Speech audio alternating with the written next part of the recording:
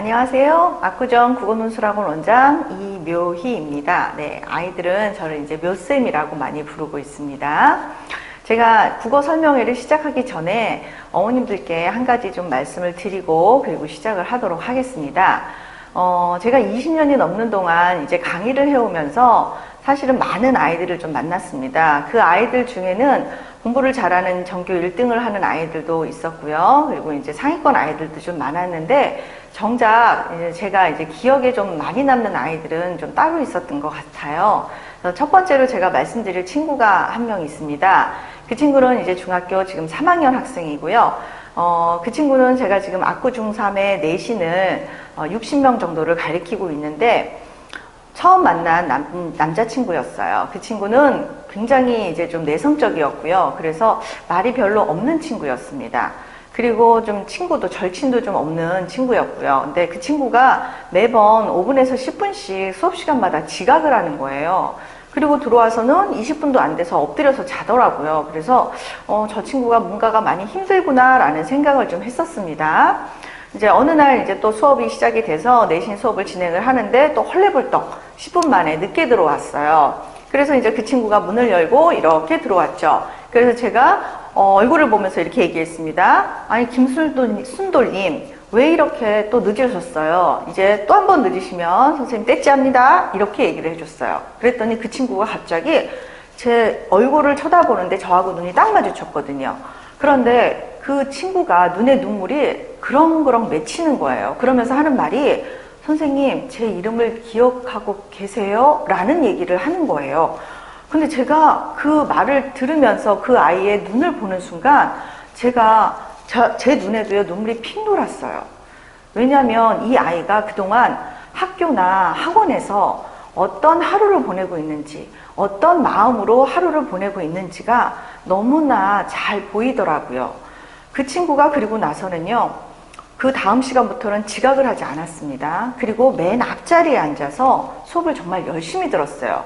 가면서 저한테 선생님 저 오늘 앉았습니다. 이러고 밝게 웃으면서 저한테 꼭 인사를 하고 갔습니다. 이 친구가 이제 고등학교로 올라가면서 저한테 문자를 보냈어요. 네, 선생님 저 고등학교 가서도 열심히 공부할게요. 그리고 나중에 꼭 제가 찾아올게요. 이렇게 문자를 보냈더라고요. 네, 이 친구한테 제가 해준 거라고는 그 이름을 불러준 것밖에 없거든요. 두 번째 친구는 사실은 굉장히 이제 유명했던 친구예요. 노는 걸로 유명했던 친구입니다. 그래서 강남구 서초구에서 이 친구의 이름을 모르면 간첩이라고 그럴 정도로 거의 연예인급에 해당되는 아주 잘 노는 친구였습니다. 심지어는 이 친구가 이런 행동을 했다, 저런 행동을 했다 하면서 친구들 사이에 소문이 좀 무시무시했던 그런 친구였습니다. 저도 사실은 그 친구를 만나기 전부터 좀 약간 선입견이 있었어요. 그래서 처음에 수업을 하는데 막상 수업을 해보니까요 이 친구가 굉장히 성격이 좋고요 그리고 예의가 아주 바르더라고요. 제가 이 친구가 너무 마음에 들었어요. 그래서 이 친구한테 얘기를 했죠. 친구야 너 나랑 공부 좀 한번 해볼래? 이랬더니 그 친구가 네 선생님 저도 공부를 해보고 싶어요 라는 얘기를 하더라고요. 그래서 아 그래 그럼 우리 공부 한번 열심히 해보자. 그 다음 날서부터 제가 내신 대비를 하는데 제가 학원문을 열고 들어오는 그 순간부터 학원문을 닫는 그 순간까지 그 친구가 저와 남아서 함께 공부를 열심히 했습니다. 시험이 끝나고 나서 제가 그 어머님한테 전화를 받았어요. 어머니께서 뭐라고 하시냐면 이 친구가 초등학교 6학년 동안 중학교 3학년 동안 80점이라는 점수를 지금 처음 받아봤다는 거예요. 이 친구가 너무나 기뻐했고 어머님이 감격하셨어요. 사실은 80점이라는 점수는요 누구나 흔하게 여기는 그런 점수입니다. 근데 이 친구한테는 그게 엄청난 사건이었어요. 이 친구가 지금도 이제 고등학교로 올라갔는데 이 친구가 저를 길거리에서 만나면요 마치 형님 오셨습니까 하는 식으로 90도로 깍듯하게 인사를 합니다. 그리고 저한테 제가 제일 좋아하는 말을 해주죠. 묘쌤 요즘 따라 오늘따라 더 어려 보이세요 이런 말을 해주고 그리고 저희가 아주 기분 좋게 헤어집니다. 이런 말씀을 드리는 이유는요 모든 아이들이 제가 가르쳐본 모든 아이들에 해당됩니다. 모든 아이들이요 다 공통적으로 공부를 잘하고 싶어 합니다. 그리고 굉장히 사랑받기를 원합니다.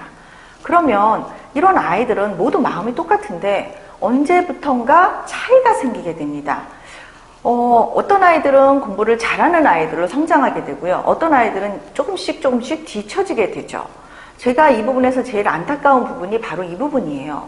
아이들이 성적으로 자신의 자존감을 결정을 합니다. 그리고 이 자존감이요, 계속 반복이 되면서 성적의 결과 때문에 성격으로까지 굳어지게 되더라고요. 이 부분이 너무나 가슴이 아파요. 그래서 마음으로는 사실은 모든 아이들이 1등으로 만들어주고 싶은 그런 마음이 있습니다.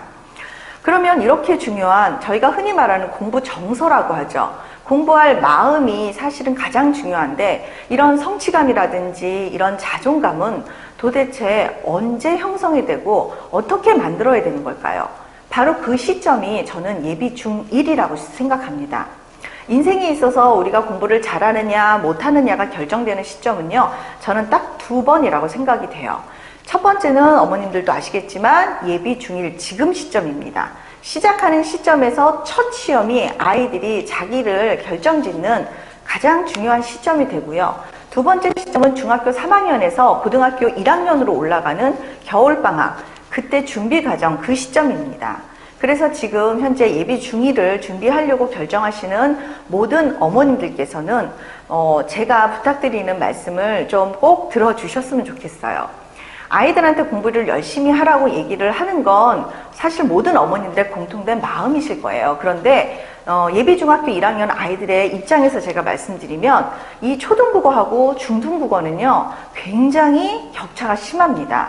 아이들이 일단은 한자어가 70%를 이루어진 중등국어를 새로 시작하게 되면요, 아이들 입장에서는 어떤 기분을 느끼냐면요, 이게 국어가 아니라 제2 외국어를 새로 배우는 것처럼 굉장히 낯설고 그리고 매우 어려워합니다. 이렇게 어려운 공부를 시작하는 아이들한테 너는 국어인데 왜 못하니? 이런 말을 전달하지 마시고요. 어머님들께서 반드시 첫 번째로 공감을 좀 보여주셔야 합니다. 야, 너 이렇게 어려운 공부하는구나. 굉장히 잘하고 있네. 이렇게 말씀을 해주시는 공감, 이 부분이 제일 중요하고요. 두 번째는 국어를 너 혼자 해라가 아니라 아이들한테 국어라는 게 이렇게 바뀐다더라 하면서 국어에 대한 어머님들께서 준비를 좀 미리 시켜주셔야 합니다. 세 번째는 학교에서 배우는 거, 학원에서 배우는 건 아이들이 공통적으로 같습니다. 그러면 어디에서 차이가 나냐면 바로 그날 배우는 그 부분을요, 그날 흡수해낼 수 있는, 소화해낼 수 있는, 복습할 수 있는 태도를 혹은 습관을 어머님들께서 좀 길러주셨으면 합니다. 그래서 이 세 가지, 공감 능력, 그 다음에 아이들한테 미리 국어 공부를 시켜주시는 준비, 세 번째는 이 습관을 좀 제가 꼭 어머님들께 부탁을 드리고 싶습니다. 아이들한테 공부하라고 말할 수 있는 기회가 사실은 예비 중1 이때밖에 없습니다. 이제 내년이 되면 중2가 되거든요. 중2가 되면요, 사춘기가 옵니다. 그때 아이들한테 공부해라 라는 잔소리, 책 좀 볼까? 하는 그런 잔소리 감히 할 수가 없습니다. 왜냐하면 아이들 기분이요, 굉장히 건드리기가 힘든 상태가 되거든요. 그래서 사실은 중학교 1학년 요때가 공부를 시작하기에 굉장히 좋은 시점입니다, 어머님. 네. 자, 그러면 도대체 공부를 어떻게 해야 되는 걸까요? 그럼 공부를 시작하기 전에 저희가 이제 제일 중요한 수능의 변화에 대해서 좀 살펴보도록 하겠습니다. 자, 아시는 분들은 이제 들어보셨을 거예요. 지금 2021학년도에, 그러니까 기존이죠. 기존에 45문항에 80분짜리 국어 공부를 하고 있었습니다. 아이들이 수능을 볼 때 화법, 작문, 문법이 15문제가 출제됐고요. 문학, 독서가 15문제씩 30문제, 총 45문항으로 저희가 이제 시험을 치렀죠. 그런데 얘네들은 공통 과목이었습니다. 가장 큰 변화를 좀 먼저 보실까요? 2022학년 수능부터 변화가 찾아옵니다. 그러니까 현재 고2고요. 내년에 고3이 될 친구들서부터 적용이 된다라고 생각하시면 됩니다. 이 친구들 보면 공통 과목이 문학과 독서로 나눠집니다. 문학이 뭔지, 독서가 뭔지를 먼저 말씀을 좀 드리도록 하겠습니다. 어머님들께서 독서라고 하면 뭐냐고 물어보시는데, 독서는 사실은 이제 요즘 불수능의 원인이 되는 비문학을 말합니다. 문학은 시, 소설, 수필, 그리고 이제 앞에 고전이라는 단어가 붙는 그런 과목들이죠. 그래서 이 문학과 독서가 공통으로 묶이게 되고요. 그 다음에 선택 과목으로 화법과 작문, 그리고 언어와 매체가 나눠지게 됩니다. 이렇게 선택이 들어가면 어머님들 매우 힘드시죠. 도대체 뭘 선택해야 점수를 제대로 받을 수 있는 건지가 굉장히 궁금하실 텐데요. 언어와 매체에서 이 언어란 말은 사실은 문법이 언어로 이름이 바뀐 거고요. 매체라는 건 이제 요번서부터 새로 들어간 과목입니다. 요즘 아이들이 잘하고 있는 이제 SNS라든지 유튜브라든지 혹은 프레젠테이션 이런 뉴 미디어들에 관한 걸 문제로 만든 거죠. 그래서 이런 것들을 종이에다가 인쇄를 해서 문제화 시켰다. 이렇게 어머님들께서 생각하시면 좋을 것 같습니다. 그러면 뭘 선택하는 게 좋을까요? 라고 이제 어머님들이 궁금하실 텐데 사실은 지금은 어머님들께서 선택하시는 거에 대해서 걱정을 미리 하지 않으셔도 괜찮습니다. 왜냐하면 아이들이 중학교 1학년, 2학년, 3학년 과정을 지나면서 아이들이 잘하는 것, 약한 부분 이런 것들이 좀 드러나게 되거든요. 그때 어머님들이 아이의 상황을 보시고 선택을 하셔도 늦지 않으십니다. 자, 자세하게 좀 말씀을 드릴까요? 지금 제일 큰 변화가 지금 보이시는 것처럼 비문학인 15문항이 지금 17문항으로 바뀌었죠. 그리고 문학이 지금 17문항으로 바뀌었습니다. 그러면 되게 중요한 이 과목에서 총 4문항이 늘어났다는 걸 보실 수 있고요. 이 4문항은 늘어났는데 시간은 그대로예요. 그러면 시간의 압박이 엄청나게 커졌겠구나라는 걸 생각하셔야 됩니다. 그리고 이게 공통으로 묶였기 때문에요. 이 난이도가 굉장히 상향으로 조정이 될 겁니다. 아이들이 어려워하는 파트가 아이들이 더 문제를 어렵게 낸다는 거죠.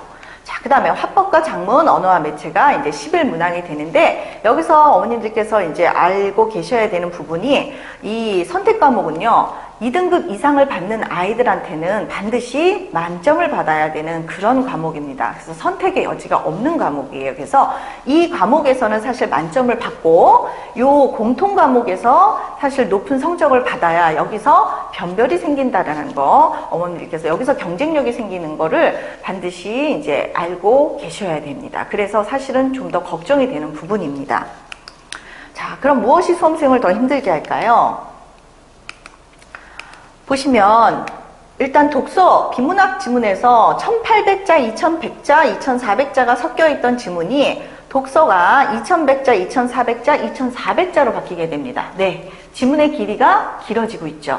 읽어야 되는 글자 수가 더 많아지고 있고 문항수는 2문항이 더 늘었기 때문에 아이들 입장에서는 시간에도 쫓기고요. 그리고 난이도에도 쫓기게 됩니다.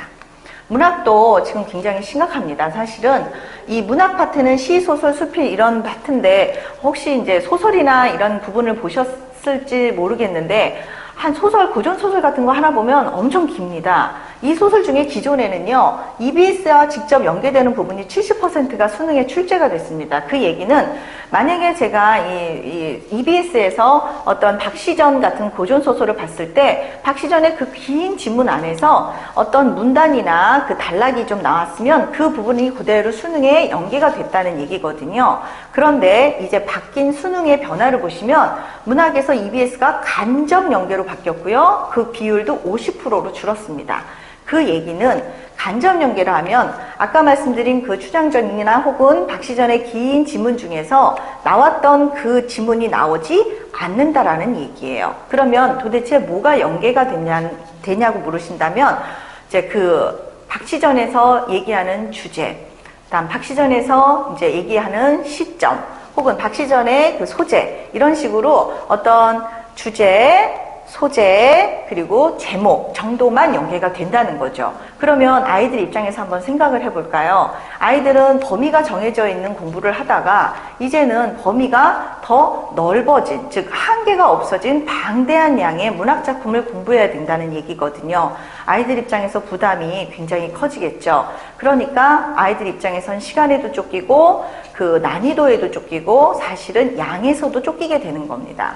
그래서 이 부분에서 아이들의 그 국어가 굉장히 이제는 수능에서 변별을 만드는 중요한 과목이 됐다라는 게 핵심입니다. 자, 그래서 여기도 써있죠. 난이도가 높은 독서와 문학의 비중으로 시간 압박받고 국어 난이도 상승되고 그만큼 국어의 중요성이 강조되고 있는 겁니다. 자, 여기까지 이제 수능을 들으셨다 그러면 이제 우리 아이들이 바로 만나야 되는 중등 과정에 대해서 좀 말씀을 드리겠습니다. 자, 이 서울시 교육청에서 작년에 수업 혁신 방안을 발표했습니다. 그 중심 내용은 이제 앞으로 중학교, 고등학교에서는 결과 중심 평가가 아니라 과정 중심 평가로 평가 방식을 바꾸겠다는 거죠. 이 말이 좀 어렵죠? 이 과정 중심 평가라 하면 이제 결과 중심 평가는 여태까지 저희가 지필 평가로 아이들한테 점수를 90점, 80점, 70점을 매겼다 하면 이제는 과정 중심 평가인 수행평가라든지 아니면 서술형, 논술형의 문항을 많이 집어넣겠다는 겁니다. 그래서 그 비율이 40%에서 50%로 늘어났습니다. 그 얘기는요, 아무리 시험을 잘 보더라도 그 비율이 60점에서 50점밖에 안 되기 때문에 수행평가를 망치게 되면 좋은 점수를 받기가 힘들다는 겁니다. 그런데 수행평가라 하면 보통은 이제 시를 창작해오기 혹은 소설의 뒷이야기를 써오기, 광고 문구를 만들어 오기, 포트폴리오 만들기, 뭐 개별 수업도 있지만 팀 평가도 있습니다. 그래서 아이들이 PPT도 만들어야 되고요. 수행 평가를 하면서 지필고사까지 같이 준비를 해야 되는 사실은 이중고를 겪어야 되는 거죠. 자, 수행 평가 점수 이제는 무시할 수 없는 수준이 됐습니다. 2020학년부터는 중학교 1학년생들이 자유학년제로 바뀌었죠. 자유학년제라는 게 뭐냐면요. 1년 동안은요. 학교에서 중간고사나 기말고사를 보지 않는다는 의미입니다. 그럼 시험을 안 보면 아이들이나 어머님들은 좋아하실까요? 네, 이 부분이 지금 관건입니다. 사실은 아이들이나 어머님들께서 시험을 안 보니까 객관적인 수치나 등수를 받아볼 기회가 없으세요. 그러면 막연하게 이렇게 생각하십니다. 국어인데 초등학교 때 잘했는데 중학교 올라왔다고 뭐 기본은 돼 있겠지 라고 생각을 하시거든요.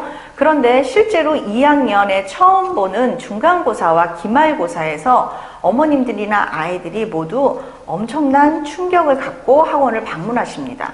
왜냐하면 1학년 때 그렇게 시험을 안 보니까 그래도 대충 어느 정도는 하겠지라는 기대감으로 그냥 손을 놓고 있다가요. 2학년 첫 시험에서 결과를 보시고 굉장히 충격을 받으시는 거예요.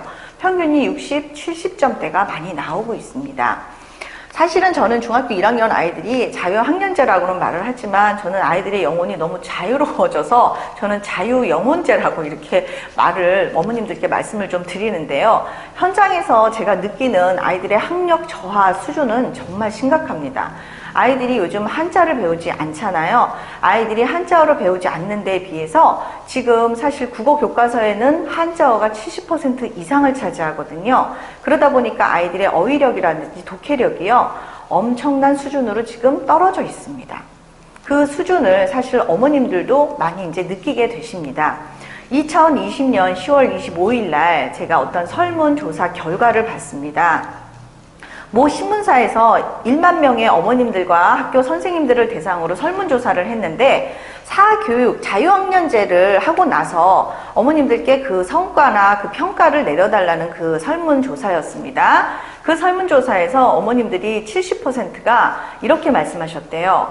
성적이 확인이 되지 않으니까 불안해서 사교육을 많이 시키게 됐고 그래서 사교육비가 증가되었다라고 70%의 어머님들께서 그런 대답을 해주셨고요. 학교 선생님들은 뭐라고 대답해 주셨냐면 현장에서 교육의 양극화가 굉장히 심하게 체감되고 있다라고 대답을 해주셨습니다. 제가 말씀드린 학력 저하 부분하고 일맥상통하는 부분이라고 어머님들이 생각해 주시면 됩니다. 아까 말씀드린 과정중심 평가를 조금 자세히 말씀드리면 여태까지 결과중심 평가로 시험을 봐서 아이들을 평가했다면 과정중심 평가는 서논술형 평가의 비중을 높였고요. 수행평가의 비율을 확대했죠. 그 비율이 적은 학교는 40%고요. 많은 학교는 50%입니다. 그래서 이 근방에 있는 이제 학교 위주로 말씀을 드리면 신동중학교 같은 경우는 수행평가 비율이 50%고요. 신사나 압구나 그런 부분의 학교들은 수행평가 점수가 40%가 들어갑니다. 그럼 나머지 60%나 40% 혹은 50%가 지필로 평가를 하게 되는 겁니다. 그 얘기는 아이들이 시험을 아무리 공부를 열심히 하고 점수를 높게 받는다 해도 수행평가에서 점수가 깎이게 되면 원하는 점수를 받을 수 없다라는 거죠. 그 부분에서 수행평가 준비가 굉장히 중요하다는 걸 이제 말씀을 드리는 거고요. 어머님들께서 수행평가를 그럼 제가 어떻게 대비를 해야 될까요? 라는 질문을 많이 하십니다. 아이들 중에 이제 시 쓰기 어려운 아이들이 있고요. 문법이 이해가 안 가는 아이들이 있고요. 그리고 PPT를 만들어야 되는데 어떤 식으로 만들어야 될지 모르는 아이들이 많습니다. 저희 학원에는 이제 이런 수행평가를 좀 도와주시는 전담 선생님이 계세요. 그래서 만약에 학교 선생님들께서 이런 과제를 내주셨다 하면 어머님들께서 일주일간의 시간을 좀 주시면 아이들이 자기가 해온 작품을나 자기가 해온 것들을 선생님께 내겠죠? 그러면 선생님께서 첨삭을 좀 해주실 겁니다. 그 첨삭을 바탕 삼아서 아이들이 고쳐서 혹은 수정해서 내면은 이제 아무래도 좀 높은 점수를 받게 될 겁니다. 근데 이제 물론 이런 건 개별 수업의 하나인 거고요. 그 다음에 팀 수업은 저희가 미리 준비를 해줄 수가 없습니다. 왜냐하면 팀원들이 중요하니까요. 그래서 그 부분에 있어서는 이제 어머님들께서 아이들한테 준비가 잘 되고 있는지 중간중간 체크를 좀 해주시면 좋을 것 같습니다. 자, 그래서 지금 저희가 이제 이런 가정중심 평가에 대해서 말씀을 좀 드렸습니다. 자, 그러면 제일 중요한 게 이거겠죠, 어머님. 2학년에 처음 만나는 우리 아이가 처음 만나는 이 시험. 제가 아까도 인생을 결정짓는 제일 중요한 시험이라고 말씀을 드렸잖아요. 그 시험은 에 대해서 말씀을 좀 드릴게요. 지금 이게 이 지역에 있는 학교별 기출 시험지를 제가 가지고 왔습니다. 제가 시간 관계상 모든 저희 학원에 지금 15개 이상의 학교 아이들이 다니고 있는데 그 아이들을 시간 관계상은 말씀을 못 드리는 점은 양해를 좀 부탁드리겠습니다. 그래서 지금 요거를 들으시기 전에 어머님들께서 이제 좀 주의해서 들어주셔야 되는 부분이 두 가지가 있습니다. 첫 번째는 이제 같은 학교라도요, 1학년의 출제 선생님과 2학년 출제 선생님과 3학년의 출제 선생님이 다른 분들이 들어가게 되세요. 그러면 그 선생님들이 출제 방식이 다르시고요. 난이도가 다릅니다. 그래서 같은 학교라 해서 같은 난이도, 같은 출제 방식이라고 생각은 안 하시는 게 좋으실 것 같고요. 두 번째는 이 아이들이 지금 예비중학교 1학년에서 지금 이제 2학년 올라와서 처음 보는 시험이거든요. 이 시험이 왜 중요하냐면요. 아이들이 이때 받은 점수를 가지고 이 실패의 경험과 성공의 경험을 처음 하게 됩니다. 근데 이렇게 실패했던 경험이 두려움으로 남아있거든요. 그래서 이 아이들한테 다음에 잘할 수 있어, 이렇게 아무리 격려를 해도 사실은 본인이 이겨내야 되는 부분이기 때문에 이게 굉장히 이 부분을 이겨내기가 사실은 2배의 노력이 필요하죠. 그래서 이 시험이 굉장히 중요합니다. 그리고 이때가 또 사춘기가 시작되는 시점입니다. 자, 그러면 일단 광희중학교 요번에 본 1학기 기말고사 시험에 대해서 좀 말씀을 드릴게요. 광희중학교는 사실은 좀 응용 문제가 많다라기보다는 기본 개념을 묻는 문제가 좀 많습니다. 그래서 수업 시간에 집중해서 필기를 한 친구들, 그리고 이제 자습서라든지 이런 참고서를 가지고 공부를 한 친구들은 굉장히 높은 점수를 받을 수가 있는 그런 학교인데, 단점이라고 하면 문항수가 다른 학교에 비해서 많습니다. 그래서 다른 학교가 28문항, 30문항이라면 이 학교는 일단은 33문항입니다. 그래서 지문의 길이가 일단 길고요. 풀어야 하는 문제수가 많아지죠. 그래서 처음 시험 보는 아이들 중에 이런 아이들이 있었어요. 시간 배분을 잘못해서 몇 문제를 못 푼 거죠. 그래서 점수를 이렇게 번호를 찍고 나오는 아이들도 있었습니다. 경험이 없었으니까요. 이 아이들의 이 문제를 보면, 광희중학교 보면, 자, 선지를 한번 보실까요? 일단 선지에 나오는 이 말들이 용어가 어렵죠. 담화, 응집성, 통일성, 긴밀하게, 접속표현, 지시표현. 이런 용어들은 초등학교 때 배우지 않습니다. 중학교 때 이 용어를 처음 배우게 되고요. 그럼 이 개념어를 정말 자기 언어처럼 굉장히 술술 나오게끔 일단은 숙지가 되어 있어야 되고요. 두 번째는 이 보기에서 원하는 답은요, 네가 문맥을 읽을 줄 아니? 라는 걸 물어보고 있습니다. 요즘 아이들이 긴 지문에 굉장히 약하거든요. 지문이 약할 때 이런 문맥을 읽어 나갈 때 앞문장과 뒷문장의 관계를 짚어내는 이런 걸 굉장히 어려워합니다. 두 번째는 이제 신사중학교인데요. 신사중학교의 문제를 보시면 문법입니다. 예, 보시기에도 어떠세요? 어렵죠? 아이들이 학교에서 배우는 게 이제 가액의 원리, 합성의 원리라는 훈민정음 창제의 원리에 대해서 배우게 되는데요. 사실은 학교에서는 이거보다 더 앞선 걸 가리킵니다. 출제를 하고 있죠. 그래서 여기 보면 봉지, 속담, 받기, 문법이라는 어떤 낯선 용어를 주고요. 이 용어를 이 가액과 합성의 원리에 따라서 네가 응용, 적용해 볼 수 있니? 라는 걸 물어봅니다. 네, 눈치채셨겠지만 신사중학교는 문법의 비중이 굉장히 높습니다. 그래서 30에서 50%의 비중을 차지하고 있어요. 그러니까 만약에 문법을 포기했다, 그러면 사실은 국어를 포기했다라는 말하고 똑같습니다. 그리고 신사는 프린트가 좀 많아서요. 프린트까지 같이 꼼꼼하게 챙겨주셔야 됩니다. 그래서 어머님들께서 사실은 이제 집에서 이 아이한테 어떤 참고서나 자습서를 주고 혼자 공부해라 라고 한다면 사실 점수 올리기는 좀 어려운 학교라고 말씀을 드리겠습니다. 신사중학교 아이들은요, 이 문법 비중이 높기 때문에 사실은 이제 저희 학원에서 여름방학이나 겨울방학 때 열고 있는 문법 특강을 반드시 듣고 있습니다. 그래서 약 90% 이상의 학생들이 이 문법 특강과 정규 수업을 방학 때는 병행을 하고 있어요. 그러면 이걸 꼭 병행을 해야 되냐고 이제 물어보시는 분들이 많으시는데, 사실은 이 한 번 문법 특강을 들었던 친구들이 내신에서 좋은 결과를 많이 냈기 때문에 아이들이 여름방학에 듣고 또 겨울방학에도 듣는 거거든요. 그래서 제 등록률이 많다라는 얘기는 효과를 많이 봤다라는 증거가 되겠죠. 자, 그 다음에 이제 이 지역에서 가장 난이도가 높은 압구중학교의 기출문제를 좀 말씀드릴게요. 자, 이렇게 보시기에도 어떠신가요? 지금 거의 수능 형태구나, 혹은 고등 모의고사 형태구나 라는 느낌이 오실 거예요. 왜냐하면 얘네는 한 번도 단순하게 이런 문제를 내준 적이 없어요. 복합 지문으로 내시고요. 질문 선지 자체도 복합 선지로 내주세요. 그래서 간단하게 외우고 끝낼 수 있는 문제는 단 한 문제도 없습니다. 이렇게 보시면 이 지문 나와 이 보기를 연결시켜서 문제를 내고 있죠. 이 선지를 보시면요. A와 D 모두 A와 달리 리을에는 이런 식으로 선지가 진행이 되고 있어서 이 달리와 모두라는 이 단어 어휘는요, 사실은 고등에서 많이 쓰이는 선지의 유형입니다. 여기서 문제를 자칫 잘못 읽었다가는요, 실수하기가 굉장히 좋습니다. 그리고 외부 지문을 많이 내는 학교로 굉장히 유명합니다. 제가 지금 압구 중3 기말 내신을 이제 막 끝내고 왔는데요. 사실 요번에 압구중학교는 좀 다른 학교랑 다른 차별점이 좀 굉장히 많아서 대비하기가 굉장히 힘든 학교입니다. 이 학교 학생들한테 너 혼자 한번 자기주도 학습으로 해볼래? 그러면 점수가 아마 굉장히 떨어져서 올 겁니다. 불가능합니다. 왜냐하면 이 학교는 일단 교재는 기본으로 하고요. 그 다음에 프린트가 학교에서 배부되는 내신 프린트가요, 50페이지에서 60페이지입니다. 그리고 선생님들의 자의적인 해석이 많이 들어가는 학교예요. 그래서 자습서에 시각적 심상이라고 분명히 설명이 되었는데 선생님께서는 청각적 심상이다 라고 해설을 해주시는 분들이 있으세요. 그래서 아이들의 필기를 반드시 확인한 후에 내신 대비가 들어가야 되는 학교가 맞습니다.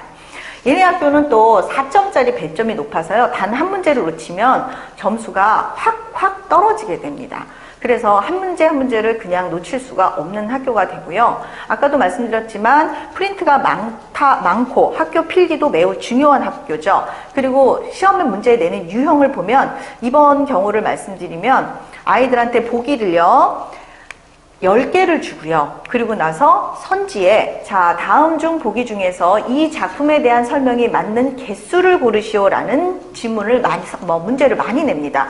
1번 5개, 2번 6개, 3번 7개, 4번 8개. 아이들이 엄청 싫어합니다. 왜냐하면 이 보기 10개 중에서 단 하나의 지식이 부족하다거나 아니면 판단을 잘못 내리면요, 그냥 틀려버리거든요. 그래서 아이들한테 정말 복합적인 지식을 묻는 그런 아주 심층적인 문제가 나오는 학교예요. 그래서 얘네 학교에서는 사실은 전교생 통틀어서 단 한 명 혹은 한 명도 안 나올 때가 많습니다. 100점짜리가요. 예, 그래서 제가 이제 자랑할 수 있는 게 저희 학원에서 그 한 명이 매해마다 나오고 있고요. 그 한 명 혹은 이제 안 나올 때는 너무나 어려워서 못 나오는 거죠. 그래서 저희 학원에서만 한 명이 나와서 그 한 명이 계속 입소문이 나는 거죠. 그래서 아이들이 보통 한 학년에 이제 100명 정도가 되는데 저희 학원에 다니는 친구들이 이제 50명에서 60명 정도가 계속 이제 기록이 되고 있습니다. 그래서 입소문이 좀 많이 났습니다. 압구중학교 때문에요. 그리고 압구중학교에서는 지금 현재 이제 새로 오신 선생님들이 3년 전부터 바뀌셨는데 그 중에서 이제 학년별로 좀 난이도 차이가 있습니다. 그래서 2학년 같은 경우에는 그렇게 난이도가 높지는 않았는데요. 3학년을 출제를 맡으신 선생님께서는 굉장히 난이도 높은 문제를 출제하고 계셔서 아마 그 선생님이 예비 중학교 1학년 이제 맡으신 뒤에 2학년을 하고 같이 올라가신다면 아마 그 정도의 난이도를 또 유지하지 않으실까, 네, 그런 걱정이 좀 듭니다. 자, 그래서 저희가 신동중학교 2학년 한번 보시면 지문 자체가 굉장히 보기 자체가 복잡하죠. 이게 바로 수능 형태로 된 거예요. 수능에서 실제로 아이들이 이런 문법 문제를 풀어요. 마치 설명을 해준 것 같지만 설명을 해줬다기보다는 개념을 다 확인하는 문제들이거든요. 그래서 이 문제, 그 신동의 이 출제 유형을 보면요. 지금 요 기역 니은에 대한 부분은 지금 2학년에서 배운 이 표준 발음법에 관한 문제가 맞는데요. 여기서 조심하셔야 되는 부분이 디귿 리을에서 물어보는 이 부분은요. 사실 1학년에서 배운 문법 품사 부분이 나온 겁니다. 결과적으로 이 말씀을 좀 드릴게요.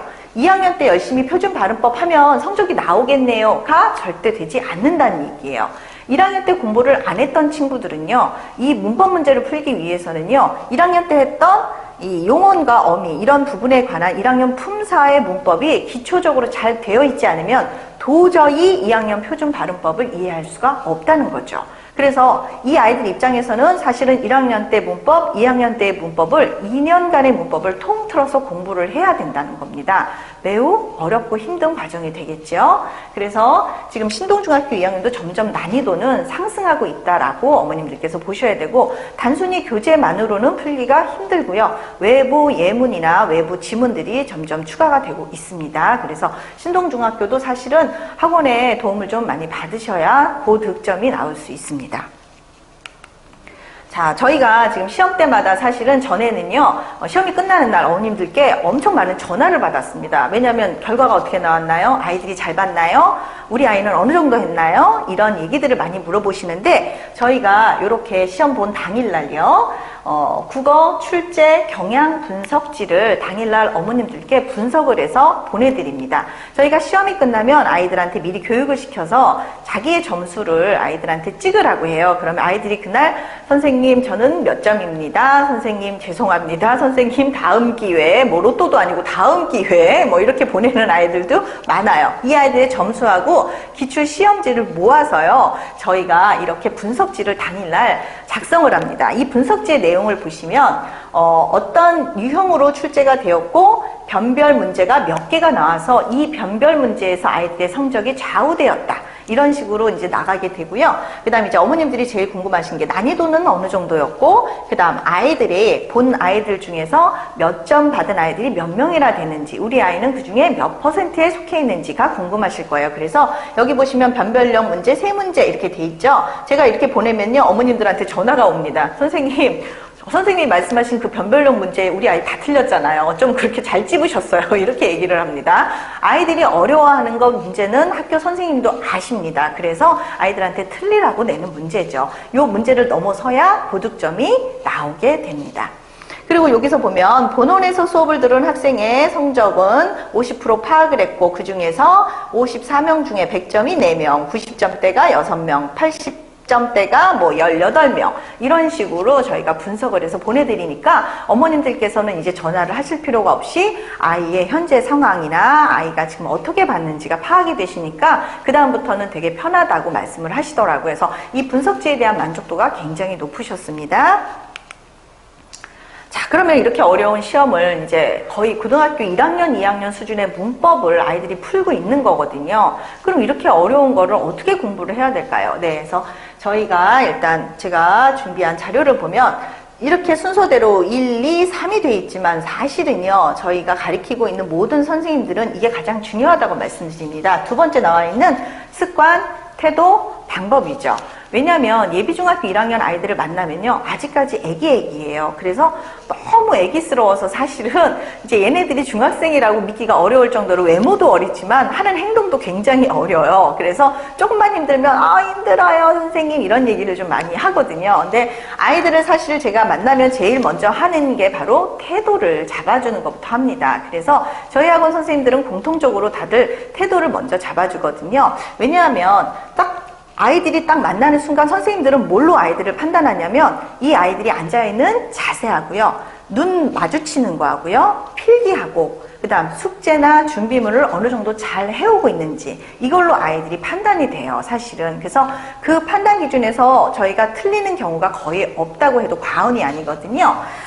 처음에 만나면 저는 아이들한테 6주 동안 바르게 앉아있는 자세를 가르칩니다. 왜냐하면 아이들이 이렇게 약간 힘들어지면요, 벽에 기대기 시작하거든요. 그러면 마치 고드름이 열린 것 같이 아이들이 그렇게 보이는 아이들이 있고요. 또 수업이 좀 진행되다 보면은 아이들이 책상하고 한 몸이 돼 있는 아이들이 좀 많아요. 책상을 부여잡고 막 어쩔 줄 몰라 합니다. 그런 아이들은 당연히 잠이 오게 돼 있어요. 졸렵죠. 그래서 아이들이 정자세로 그 자세를 유지해서 집중할 수 있게끔 자세를 만들어주는 게 첫 번째고요. 두 번째는 아이들 눈 마주치는 거 굉장히 중요합니다. 여기서만 중요한 게 아니라 그 아이들이 학교 가서도요, 똑같이 한다는 거거든요. 저하고 눈을 마주치고 있다는 얘기는 수업을 지금 집중하고 있다는 얘기고요. 필기가 잘 되고 있다는 얘기예요. 그런데 아이들 중에 너무 내성적인 아이들, 그런 아이들은 사실은 필기를 보지 않아요. 칠판을 보지 않고 이렇게 자기 책만 내려다보고 있거든요. 그런 아이들은 필기가 사실 안 되는 거고요. 선생님 입장에서는 그 아이가 지금 수업을 이해했는지 안 했는지를 파악할 수가 없어요. 그래서 자꾸 눈을 들으라고 얘기를 이제 고개 들고 선생님 좀 볼까? 이런 얘기를 자주 하는 이유가 여기에서의 습관이 학교에서 연결이 되고요. 선생님들이 아까 말씀드렸다시피 수행평가 점수를 매기시잖아요. 그때 태도에도 선생님들이 정의적 요소가 들어갑니다. 즉 주관적 요소가 들어가기 때문에 그 부분까지 평가가 들어가는 거죠. 그래서 이 습관이 매우 중요합니다. 두 번째는 필기가 굉장히 중요합니다. 학교에서 필기를 잘하는 것, 학원에서 필기를 잘하는 것 습관입니다. 여기선 잘하고 여기선 못하는 아이들은 없어요. 잘하면 다 잘하고 안 하면 다 안 합니다. 아이들의 필기 검사를 제가 좀 꾸준히 하는 편이에요. 왜냐하면 예비중학교 1학년 아이들한테는 제가 2달 동안 가기 전에 반드시 책을 갖고 나오라고 해서 필기한 걸 검사를 해보거든요. 그럼 그 필기 부분을 보고 이 아이가 수업을 잘 들었구나, 혹은 이 아이가 딴 생각을 했구나가 이제 되는 거고, 이 아이가 어느 정도 이해가 됐구나, 이해를 전혀 못했구나가 파악이 돼요. 그래서 저는 반드시 예비중학교 때는 아이들 습관이 들 때까지 필기 검사를 해줍니다. 근데 아이들이 실제로 돌아다니면서 필기를 보면요, 국적이 어디인지 알 수 없는 아이들이 너무나 많아요. 그래서 제가 너 이거 무슨 글자를 쓴 거니? 라고 물어볼 정도로 정말 필기를 알아볼 수가 없게 하는 아이들이 있고, 어머님들도 아시겠지만 남학생들은 이 펜이 천근만근이나 되는 것처럼 굉장히 드는 것 자체를 거부하는 아이들이 있어요. 이 아이들은요, 학교에서도 똑같이 할 거예요. 그러면 성적은 당연히 안 나오고 수행평가 점수에도 영향을 끼치게 될 겁니다. 그래서 필기 중요하니까 어머님들이 가끔씩 필기를 좀 체크 한번 해 주시면 좋을 것 같고요. 세 번째는 사실은 이제 가방을 좀 보셔야 돼요. 아이들이 준비물을 사실 못 챙기는 아이들이 굉장히 많습니다. 프린트라든지 교재 같은 게 굉장히 가장 기본이잖아요. 그런데 그 아이들한테 보면 수업하다 보면 한두 명씩이 꼭 그래요. 갑자기 얼굴이 사색이 돼서 말합니다. 선생님, 교재가 없어졌어요. 프린트가 없어졌어요. 마치 자기가 놓고 온 게 아니라 이 프린트가 저절로 가출을 한 것처럼 책임 회피형 발언을 굉장히 많이 합니다. 왜냐하면 자기도 미안하거든요. 그리고 자기도 잘못했다는 걸 알고 있거든요. 그러니까 이 아이들이요, 얘기할 때 보면요, 거의 자기가 당한 것처럼 얘기를 해요. 근데 참 희한하게도 안 갖고 오는 친구들은요, 안 갖고 옵니다. 갖고 오는 친구들은 갖고 옵니다. 그 얘기는 뭐냐면 습관이라는 얘기예요.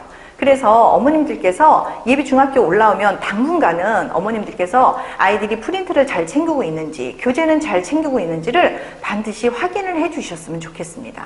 그래서 파일함을 하나 마련을 해 주시고요. 그 파일함에 어머님들께서 색인지를 붙여 주셔서 과목별로 챙길 수 있도록 어머님이 좀 챙겨 주시면 아이가 습관 잡는데 굉장히 큰 도움이 될 거예요. 그다음 네 번째는 핸드폰입니다. 저희 소장님이, 논술 소장님이 말씀을 강조를 많이 하셨을 테지만 사실은 이제 아이들이 핸드폰 때문에 학습에 지장을 굉장히 많이 받고 있어요. 그래서 여기서뿐만 아니라 사실은 학원이나 학교에서뿐만 아니라 가정에서도 공부를 할 때 책상 옆에 핸드폰 반드시 치워주셔야 합니다. 아이들이 핸드폰이 없으면 불안 증세를 느끼는 아이들이 굉장히 많아요. 그런데 핸드폰을 한번 보고 학습지를 한번 보고, 핸드폰 한번 보고 학습지 한번 봅니다. 이 정도면 굉장히 심각한 수준이에요. 제가 쉬는 시간에 아이들한테 쉬라 그러면요, 아이들이 제일 먼저 하는 행동이 친구끼리 얘기를 하는 게 아니라 핸드폰부터 꺼냅니다. 그래서 핸드폰이 사실은 공부의 습관을 굉장히 저해하기 때문에 공부할 때는 반드시 핸드폰을 가방이나 어머님이 갖고 계셔도 괜찮으시고요. 옆에다 놓는 거는 어머님들이 잡아주시면 참 좋을 것 같습니다. 자, 이렇게 제가 지금 습관, 태도, 방법을 말씀드린 이유가요. 이게 돼야지만 사실 공부할 마음이 생기는 거거든요. 그 다음으로 해야 되는 게 중학교 와서 제일 중요한 개념 암기입니다. 개념어를 배우는 게 너무나 많고요. 그 다음에 용어를 많이 배워야 되는데 한자어가 70% 이상이 됩니다. 아이들은 초등학교 때 한자어를 배우지 않습니다. 그리고 올라와서 갑자기 낯선 한자어를 배우게 되니까 엄청 힘들어해요. 이 용어를 외우는 것만 해도 엄청난 부담이 됩니다. 자, 그래서 여기 보시면 학교 시험 성적만으로는 고등학교 가서 저희가 사실은 전국구 진검 승부를 하기가 굉장히 힘들어지겠죠. 그래서 이런 습관과 이런 기본적인 실력을 좀 키우신 다음에 그 다음에 수능용 문제에다가 이제 확대시키는 연습을 좀 하시는 게 좋습니다. 자, 그럼 이런 연습 저희는 어떻게 시키고 있을까요? 크게 국어와 논술로 나눠서 말씀을 드릴게요. 자, 국어 100분, 논술 100분이죠. 길죠? 네, 어머님들께서 길다고 굉장히 겁을 먹으시더라고요. 자, 국어는 일단 오자마자 어휘 테스트를 보게 됩니다. 어휘 테스트는 저희가 실제로 이제 어휘집을 나눠주는데요. 그 어휘집한테 숙제를 내줍니다. 몇 페이지서부터 몇 페이지까지 외워라. 그러면 외워온 다음에 오자마자 저희가 10문제를 시험을 봅니다. 그 10문제 시험을 보고 성취도 미달자들은 남아서 재시험을 보게 됩니다. 그리고 빠작이라는 비문학 과제인데 이제 비문학 과제에 빠작을 중심 문장을 찾아오고 문제를 풀어오는 걸 숙제를 내주죠. 그리고 선생님이 수업 시간에 제대로 찾아왔는지 설명을 해줍니다. 그리고 국어를 지난주에 저희가 배웠죠. 근데 복습을 하지 않으면 아이들 머릿속에서 다 날아가 버려요. 그래서 복습을 반드시 했는지를 확인하는 테스트가 이루어지는데 이것도 10문제가 되고요. 여기서 성취도 미달자들은 또 남아서 재시험을 보게 됩니다. 자, 논술은요, 크게 이제 책을 읽어왔죠? 그럼 독서 테스트를 봅니다. 왜 독서 테스트를 보냐면, 요즘 아이들이 너무 바빠요. 영어도 해야 되고, 수학도 해야 되고, 과학도 해야 되고, 심지어는 뭐 역사도 해야 됩니다. 그러다 보니까 아이들 중에, 책은 안 읽었고, 수업은 해야겠고, 바쁘니까 얘네들이 인터넷에서 줄거리 요약본을 보고 옵니다. 그러면 되게 허무하죠. 어머님들은 이 시간과 이 수강료를 내시고, 투자해서 아이를 보냈는데 아이는 인터넷으로 줄거리만 본다면 안 되겠죠. 그래서 저희는 사실은 그런 거를 막기 위해서 책의 내용에 대한 기본적인 내용을 물어보는 독서 테스트를 10문제 진행하고 마찬가지로 책을 안 읽어왔다라는 판단이 들면 점수 미달자는 남아서 30분 동안 책을 다시 읽고 가게 됩니다. 장문과제 확인은 저희가 이제 글을 써오게 되죠. 그 글에 대해서 선생님들께서 돌아가면서 첨삭을 합니다. 그럼 그 첨삭을 보시고 우리 아이의 글에 어떤 문제가 있는지를 보시고 이제 고쳐나가는 거죠. 그래서 이 첨삭을 진행해 보니까 효과가 굉장히 좋아요. 아이들이 처음에 입학했을 때랑 6개월 지난 뒤에 글을 비교해 보면 같은 아이가 썼다라고 말하기가 힘들 정도로 굉장한 발전이 있습니다. 그리고 이 첨삭은 사실은 더 어머님들께서 더 열심히 읽으십니다. 네. 그래서 지금 보면 시간이 3시간 30분이잖아요. 어머님들께서 이런 말씀 많이 하세요. 우리 아이가 과연 그걸 할 수 있을까요? 3시간 30분.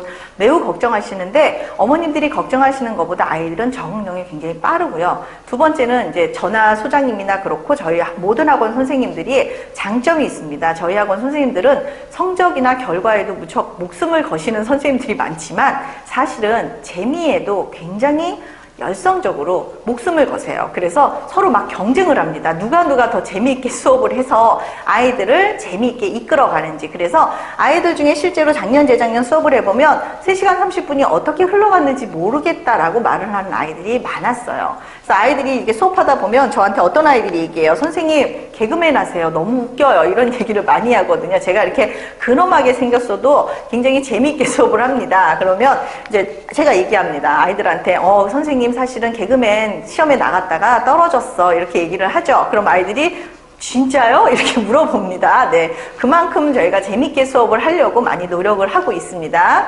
네. 그게 바로 사실은 저희 학원에 이제 입소문이 나게 된 계기도 될 수 있겠죠. 좋은 수업을 어머님 재밌게 하면 사실은 가장 베스트인 것 같아요. 저희가 어휘 부분에선 저희가 자랑할 만한 게 바로 이 어휘집이거든요. 이 어휘집은 저희가 뭘로 구성이 되어 있냐면요. 수능에 실제로 기출됐던 어휘하고요. 그리고 이제 고등학교에서 모의고사로 1년에 4번 보잖아요. 그 모의고사에 기출됐던 어휘들로 구성이 되어 있습니다. 그렇다면 아이들이 필수적으로 해야 하는 어휘라는 걸 어머님들도 느끼실 거예요. 이렇게 어려운 어휘들 중에서도 아이들이 가장 어려워하는 건 사실은 사자성어하고요. 그 다음에 관용표현 이런 것들 굉장히 어려워합니다. 왜냐하면 한자 세대가 아니기 때문에 아이들이 외우는 방식을 보면 이렇게 외우더라고요. 저희 시험에 나온 것 중에 결자해지라는 사자성어가 있습니다. 그러면 한자를 배운 아이들은 이 단어를 처음 만나더라도 이렇게 외우게 됩니다. 맺을결, 놈자, 풀해, 갈지. 그러면 대충 뜻을 아는 친구들이라면 맺은 사람이 푼다? 이렇게 해석이 되겠죠. 그런데 한자어를 이렇게 잘 모르는 친구들은 사실 우리 친구들 복도에서나 길거리에서 만나면요. 시험을 보니까 이렇게 외우면서 다닙니다. 결자해지, 결자해지, 결자해지, 결자해지 이렇게 갑니다. 그러다가 친구가 옆에서요. 잘못 외웁니다. 결자해자, 결자해자 그럼 자기도 같이 결자해자, 결자해자 이렇게 외워서 틀리는 친구들이 꽤 많습니다. 제가 여기서 말씀드리고 싶은 이유는요. 한자어를요, 어머님 뜻을 알아야 아이들이 그 한자어의 그 뜻을 추리해낼 수 있어요. 그래서 문맥상에서 모르는 단어가 나와도 한자어를 알고 있다면, 그 뜻을 알고 있다면 그걸 유추해낼 수가 있거든요. 근데 요즘 아이들 그런 능력이 안 되니까 그냥 외워버리거든요. 그런데 현실적으로 제가 지켜보니까 어머님들께서 지금 영어도 해야 되고 수학도 해야 되고 전 과목을 다 지금 학원을 보내고 계시잖아요. 수행평가도 하셔야 되고요. 그 다음에 여러 과제물들도 다 내야 돼요. 현실적으로 그렇게 낼 수 있는 시간이 많지 않더라고요. 그러면 이렇게 어려운 한자어, 중요하다는 이 어휘 어떻게 잡을 수 있을까요? 그래서 제가 생각해 본 바로는 사실은 요 시점에서 중학교 이제 1학년이 시작되는 3월 개강 때까지는 좀 시간이 있습니다. 그때 교육부에서 지정한 필수 한자어가 1800자 정도가 됩니다.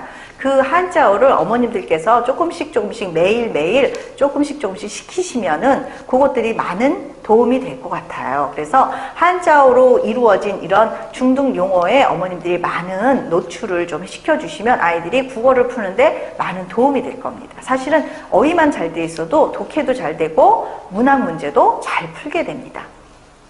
자, 그 다음은 제가 말씀드리겠습니다. 자, 빠작이라고 하는데 저희는 이제 비문학 교재를 이렇게 빠작 교재를 쓰고 있습니다. 저희가 이렇게 보면 이렇게 긴 지문이 나와 있죠. 이 지문들이 이제 비문학 지문인데 고등에서 하는 방식하고 똑같이 저희가 공부를 시킵니다. 고등에서도 비문학을 시킬 때요. 이런 긴 지문을 이렇게 단락별로 문단별로 나눕니다. 그래서 이 문단에서 중요한 문장을 찾아서 중심 내용에다가 밑줄을 쳐오는 게 사실은 저희 과제입니다. 이게 되게 쉬워 보이시죠? 아이들이 요즘 아이들 영상 세대거든요. 그래서 요즘 유튜브라든지 뭐 이런 카톡이라든지 이런 단문이나 영상에 강한 아이들이기 때문에 조금만 긴 문장을 주어주면요. 아이들이 엄청 당황해요. 왜냐하면 중심 내용을 찾아내기가 힘들어해요. 그래서 예비 중학교 1학년 때 저랑 만난 아이들하고 이걸 해보면 거의 90% 아이들이 중심 내용을 잘 찾지 못합니다. 그래서 그 연습을 고등학교 때 가서 하면 너무 늦습니다. 지금부터 시켜야 돼요. 그래서 이거 고등학교 방식으로 똑같이 가르칩니다. 중심 내용 찾고 그에 해당하는 문제 풀고 그리고 요지, 요 중요한 단어를 찾아내는 연습시키고 요 문단에 요 지문에 나와 있는 어휘, 중요한 어휘들을 한번 풀어보는 거죠. 이 연습을 매주 한 친구랑 안 한 친구랑 3년 뒤에 예비 고1 테스트를 해보면 약 7점 정도의 모의고사 점수 차이가 발생을 합니다. 7점이면 어머니 인생이 달라지는 점수입니다. 자, 제가 자랑하고 싶은 저희 자체 교재입니다. 저희가 이제 많은 학원들이 있는데 저희 같은 교재는 좀 찾아보기 힘드실 거예요. 왜냐하면 저희 이 교재로요 아이들 과거 외고 많이 진학시켰고요. 그리고 이 교재로 3년 동안 내내 공부한 친구들 지금 현대고나 세화고나 영동고에서 국어 1등급 받고 있습니다. 저한테 아이들이 되게 자랑스러워하는 마음으로 문자나 연락을 아직도 하고 있어요. 이 교재 3년 동안 하시면 그 정도 실력 키우실 수 있으세요. 왜냐하면 이 교재는요 지금 중학교에서 내신을 보는 교재는 딱 1종 교과서입니다. 그런데 저희는 교재를 그렇게 구성하지 않았습니다. 14종 교과서를 통합한 수능 형태의 교재를 만들었습니다. 이 말은요, 제가 아까 말씀드린 기출문항에서 낯선 외부 지문이 나왔을 때 혹은 낯선 예문이 나왔을 때 아이들이 당황하지 않고 풀 수 있는 기술을 아이들이 함양하게 된다는 거죠. 그래서 이 교재의 특징은 14종 교과서를 통합한 수능 형태의 교재라서 아이들이 정말 폭넓은 지식과 폭넓은 국어를 배울 수 있다는 겁니다. 첫 번째 저희가 만나서 제일 먼저 해야 되는 게 뭐냐면 바로 아까 제가 말씀드린 중학교에서 꼭 배워야 되는 용어들, 기본 개념들, 요것들을 좀 배우게 됩니다. 그 다음 시, 소설에 대한 문학 작품을 먼저 배우면서 여기서 많은 개념어들을 만나게 됩니다. 예를 들어서 좀 보여드릴게요. 처음에 만나는 개념어를 보시면, 자, 이게 지금 초등학교 때 용어입니다. 줄글, 노래글, 또는 권유하는 문장, 뭐 소리 흉내내는 말, 이렇게 나와 있죠. 근데 중등에서는 어떻게 바뀌는지 보시겠어요? 자, 산문, 청류문, 감탄문, 음운, 음절, 의성어, 의태어. 이게 모두 다 한자어입니다. 이 아이들이요, 이걸 그냥 한번 보고 넣는 게 아니라 이게 자기 입에서 자기 언어인 것처럼 술술 나오는 수준이 돼야지만 사실 국어 실력이 갖춰졌다라고 말을 하는 거거든요. 이 용어들을 처음에 정말 자기 언어처럼 배우게 됩니다. 자, 저희 국어 교재 본문입니다. 보시면 이 시가 나와 있죠. 돌담의 속삭이는 햇발같이라는 시인데, 옆에 보시면 어머님 아이들이요 제일 많이 물어보는 게 바로 이 용어입니다. 자, 보시면 감각적이다, 낭만적이다, 동경하고 있다, 예찬하고 있다, 울림소리가 사용되었다. 너무나 처음 들어보는 말들이에요. 이 말들 다 설명하고 그리고 수업이 진행이 됩니다. 자, 이걸 다 설명하고요. 그러니까 어머님들께서는 이 작품 하나만 배웠다라고 생각하시면 안 되고요. 여기에 연관된 많은 것들이 지금 지식으로 들어가고 있다고 생각하셔야 될 것 같고요. 자, 이걸 배우고 나면 이런 식으로 문제 풀이를 해보게 됩니다. 자, 예비중학교 1학년 맨 처음 배우는 문제 한번 볼까요? 선지를 한번 봐주세요. 운율을 느끼게 하는 요소는 의성어를 사용했어요. 사음보의 율격을 지니고 있어요. 종장 썼어요. 첫음보가 이렇게 돼요. 어머님들 어떠세요? 이런 말들 초등학교 때는 한 번도 들어보지 못한 말이거든요. 아이들이 저한테 손 들고 선생님 뜻을 알려주시면 제가 풀 수 있을 것 같아요 라는 질문을 굉장히 많이 합니다. 뜻을 아느냐 모르느냐가 사실은 이게 실력의 차이가 되거든요. 저희가 진행하는 정교반 중학교 1학년 시간표 지금 이번 주죠. 11월 14일 개강이 1차 개강입니다. 이때는 1차 개강이 되고요. 2차 개강은 12월 26일과 27일, 이게 올해 마지막 주가 개강 주가 됩니다. 그래서 자, 분명 국어가 지금 국어 기초 개념을 배우게 되고요. 그 다음 빠작을 하게 되고 어휘를 하게 되겠죠. 논술은 세계사와 세계문학을 기준으로 해서 저희가 2주에 한 권 책을 읽습니다. 왜냐하면 한 권이라는 책이 굉장히 두껍거든요. 그 책을 아이들한테 일주일 만에 읽어오라 그러면 아이들이 시간이 없고 벅차니까 대충 읽게 돼요. 그래서 저희는 한 권을 갖고 2주에 나누는데 첫 주차에는 이 책에 대해서 만약에 과학이라든지 역사라든지 이렇게 되면 아이들이 배경 지식 없이 읽게 되면 그 책을 제대로 읽는 게 아니거든요. 배경 지식을 많이 넣어주고 그리고 2주차에 본격적으로 책을 분석하고 아이들하고 토론하는 수업이 들어갑니다. 독서 퀴즈를 보고요. 맨 마지막 주에는 수행평가에서 도움이 되는 디베이트를 하게 됩니다. 저희가 11월 14일 날 개강하는 1차 개강 때는 토요일 날, 일요일 날 요 시간입니다. 오후 2시 30분에서 6시가 되고요. 그 다음 2차 개강은 12월 26일 날 시작되는데 시간은 요거 2개 외에 추가로 개설될 가능성이 많습니다. 그때는 아마 4개 반이나 5개 반 정도가 개강이 될 가능성이 많고요. 어머님들께서 이런 질문을 좀 많이 하십니다. 1차 개강 때 들어가는 거랑 2차 개강 때 들어가는 거랑 내년에 3월에 들어가는 거랑 무슨 차이가 있냐고 물어보시는데 사실은 이제 어머님들 아이의 성향은 어머님들께서 더 잘 파악하고 계실 거예요. 워낙 자기 일 잘 하고 똘똘하게 아이들이 이해력이 빠른 아이들은요 사실은 2차 개강 때도 늦지 않습니다. 그런데 아이들 중에 생활 습관이 학습 습관이 잘 들어있지 않고요. 기초가 너무 부족하고요. 어휘가 너무 부족하고요. 그런 친구들은 사실은 1차 개강을 추천드립니다. 빨리 들어오면 들어올수록 아이들한테 태도 잡아주고요. 그 다음에 기초적인 용어나 개념어들 저희가 잡아주고 반복을 자주 시켜줘야 아이들이 중등에 많이 적응할 수 있는 기회를 갖게 돼요. 그래서 어머님들께서 아이의 성향을 파악하시고 그리고 개강 일수야 상관없이 매 주마다 저희는 사실은 새로운 책과 새로운 작품으로 만나게 되니까요. 매주 어느 때든지 편한 일정에 맞춰서 들어오시면 됩니다. 저희가 들어오기 전에는 저희가 들어오기 전에는 입학 테스트를 보는데요. 물론 중학교 과정을 처음 하는 거니까 점수는 높은 편은 아닙니다. 근데 그걸 통해서 어머님들이 아이가 비문학을 잘할지 문학을 잘할지 문법을 잘할지를 판단을 내려주시면 좋을 것 같습니다. 자, 저희는 이제 학년별로 중일 최상위 반을 운영하고 있습니다. 지금 2학년, 3학년 최상위 반이 두 반씩 각각 진행이 되고 있는데요. 반응이 너무 뜨거워요. 아이들이 이 반에 들어가기 위해서도 경쟁률이 엄청 치열했지만 사실 이 반에서 공부를 하고 나서 절대 이 반에서 떨어져 나가지 않겠다라는 그런 최대의 만족감을 갖고 공부를 하고 있는 반입니다. 아이들이 프라이드가 엄청 강해요. 그리고 숙제라든지 아이들이 준비물이라든지 아이들의 태도가 엄청 우수합니다. 그래서 결과적으로 볼 때 최상위 반에 올렸던 아이들이 학교에서도 각 반에서 2, 3등 안에는 다 드는 아이들로 지금 편성이 되어 있습니다.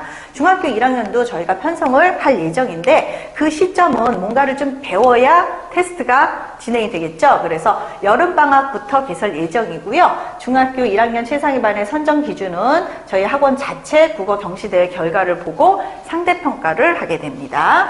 그리고 정규 수업 태도를 봅니다. 그래서 제가 아까 말씀드린 것처럼 수업 자세, 그 다음에 준비물, 그리고 숙제 완성도 이런 것들을 통합해서 선생님들이 다 같이 모여서 회의를 하시게 되고 여기서 선정이 이루어지게 됩니다.